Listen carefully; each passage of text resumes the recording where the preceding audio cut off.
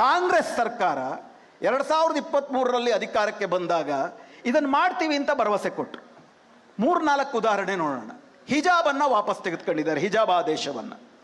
ಹಿಜಾಬ್ ಆದೇಶದಲ್ಲಿ ಈ ಹಿಂದಿನ ಸರ್ಕಾರ ಏನನ್ನ ಮಾಡಲು ಬಯಸಿತ್ತು? ಶಾಲೆನಲ್ಲಿ ಶಿಕ್ಷಣ ಕೊಡುವುದಕ್ಕಿಂತ ಯೂನಿಫಾರ್ಮಿಟಿ ಮುಖ್ಯ. ಇವ್ರಿಗೆ ಇಷ್ಟೊಂದು ಸಮವಸ್ತ್ರದ ಬಗ್ಗೆ ಆಸಕ್ತಿ ಬಂದಿದ್ಯಾವಾಗ? ಹಿಜಾಬ್ ಇರಲಿಲ್ಲ ಅಂತಂದರೆ ಹರ್ಕಲ್ ಬಟ್ಟೆ ಹಾಕೊಂಡು ಬರುವಂಥ ಒಬ್ಬ ಬಡ ಹಿಂದೂ ಹಾಗೂ ರೇಷ್ಮೆ ಬಟ್ಟೆ ಹಾಕೊಂಡು ಬರುವಂಥ ಶ್ರೀಮಂತ ಹಿಂದೂ, ಇವರಿಬ್ಬರ ಇರುವ ಅಸಮಾನತೆ ಬಗ್ಗೆ ಯಾವತ್ತಾದರೂ ಮಾತಾಡಿದ್ದುಂಟ? ಅದಲ್ಲವೇ ಅಲ್ಲ.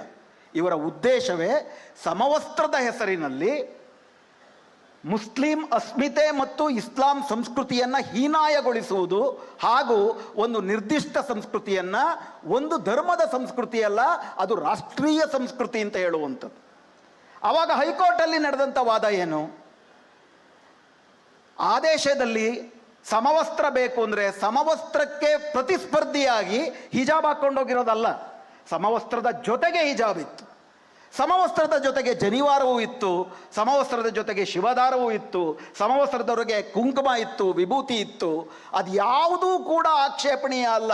ಕೇವಲ ಹಿಜಾಬ್ ಯಾಕೆ ಆಕ್ಷೇಪಣೀಯ ಅನ್ನೋ ಪ್ರಶ್ನೆ ಬಂತು. ಹೈಕೋರ್ಟು, ಇಲ್ಲಿನ ತ್ರಿಸದಸ್ಯ ಪೀಠ, ಅತ್ಯಂತ ಅನ್ಯಾಯಯುತವಾದಂಥ ತೀರ್ಪನ್ನು ಕೊಟ್ಟರು. ಸಮವಸ್ತ್ರವೇ ಮುಖ್ಯ, ಅದನ್ನು ಕೊಡುವಂತಹ ಹಕ್ಕು, ಅಧಿಕಾರ, ಆದೇಶ ಮಾಡುವ ಅಧಿಕಾರ ರಾಜ್ಯ ಸರ್ಕಾರಕ್ಕಿದೆ ಅಂತಂದರು. ಸುಪ್ರೀಂ ಕೋರ್ಟ್ಗೆ ಹೋಯ್ತು.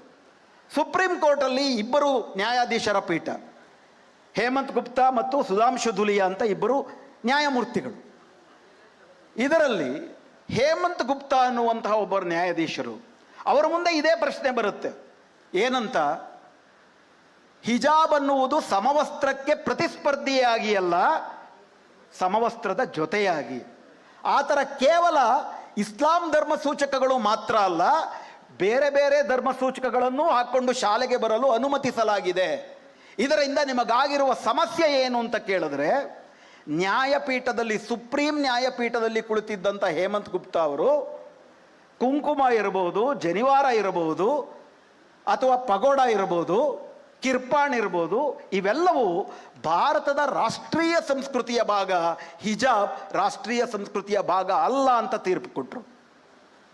ಸೊ ನಮ್ಮ ಮುಂದೆ ಇದ್ದ ಸಮಸ್ಯೆ ಹಿಜಾಬನ್ನು ಹಾಕ್ಕೊಂಡು ಹೋಗ್ಬೇಕಾ ಬೇಡವಾ ಅನ್ನೋ ಪ್ರಶ್ನೆ ಅಲ್ಲ. ಹಿಜಾಬನ್ನು ಹಾಕಬೇಕು ಬಿಡಬೇಕು ಅನ್ನೋದನ್ನು ಆಯಾ ಪೋಷಕರಿಗೆ, ಆ ವಿದ್ಯಾರ್ಥಿಗಳಿಗೆ ಬಿಡ್ಬೋದು. ಹಿಜಾಬನ್ನು ಹಾಕುವುದಾಗಲಿ ತೆಗೆಯುವುದಾಗಲಿ ಅವರ ಹಕ್ಕು.